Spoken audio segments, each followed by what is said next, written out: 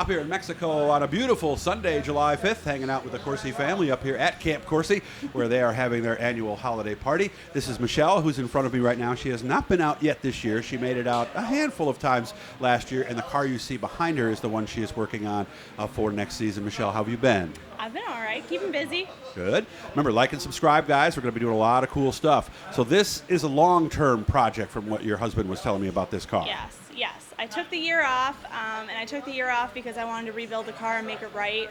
It got a little out of hand last year, just putting random pieces on it basically just to get out. So we really wanted to take the year off and just make sure it was fresh and new for next year.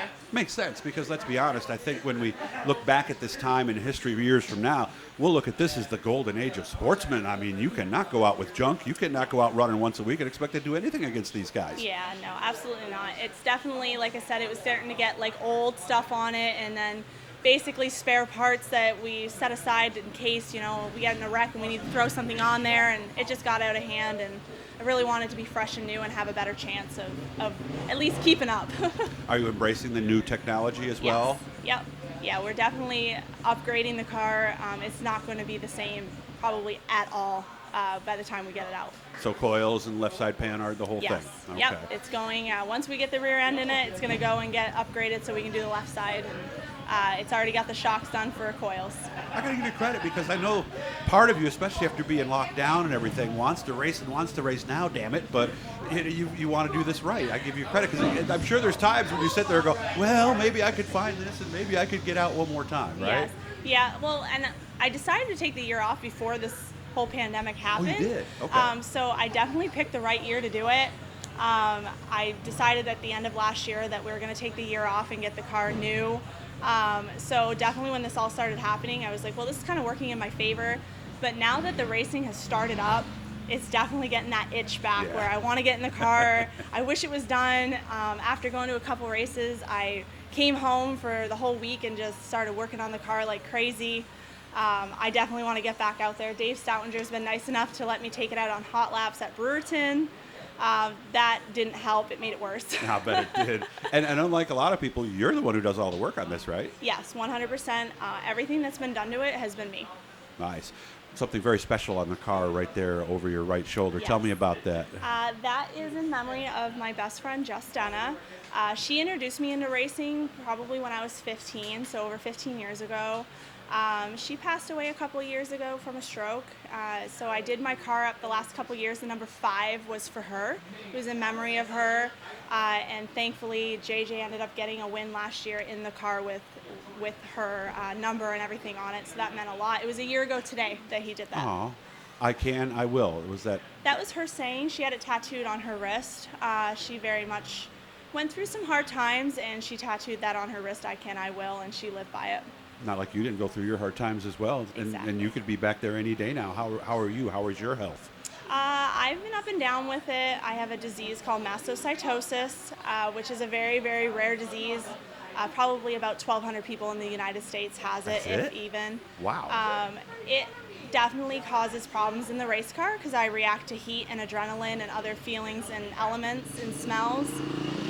But also just the cancer history as well. We did have a bit of a scare in March. I did have a lump removed in March, and it was precancerous. So definitely we caught that early enough, and we got that taken care of. And luckily I didn't have to go through any crazy treatments, but we did have to get put on some medication. And even despite all that, that thrill of being in that car is enough that you're willing to, I'm not going to say accept the risk, but it's almost true, right? Yeah, you got to live life. You got to do what you want to do. It can be cut short so quickly, and that's basically what got me in the car in the first place is you only live possibly once, and you never know when it could just be cut short on you. So if there's something that you want to do, you got to get out and do it. Don't just sit back and think, oh, next time.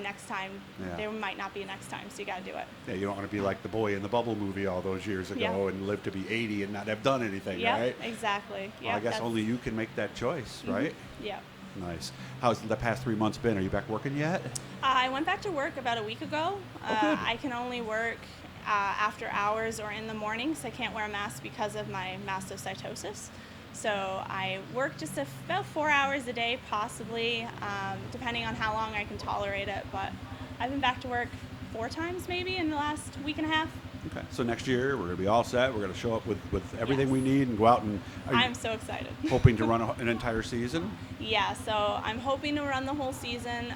We'll see if the disease will get the best of me or not, but I like to try to push forward and be stronger, so hopefully I can overcome it and finally get my first season ever. I've never had a full season. How many races have you done altogether, you think, if you added them up? A couple dozen, maybe? Maybe 25 in 4 years. I haven't done very many.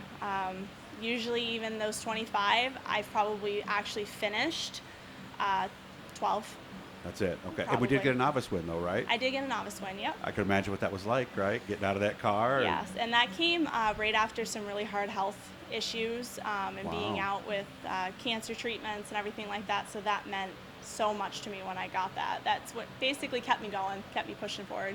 I wanted to publicly thank, I thank JJ and Hinazu. I wanted to thank you too for the camera offering that you gave me there. It just wasn't the right camera for what we were trying to do, but they stepped forward and said, we've got a camera, Doug, take it, use it, do whatever you want with it. And I really do appreciate that, really. Of course, we're always here to help. We like helping people. Remember, like and subscribe, and I can't wait to see you back on the track, okay? Can't wait. Michelle Courcy, ready to have fun. Not quite yet, but we'll keep checking on her every few months here, and we'll watch this thing come together, and she'll be on the track next year.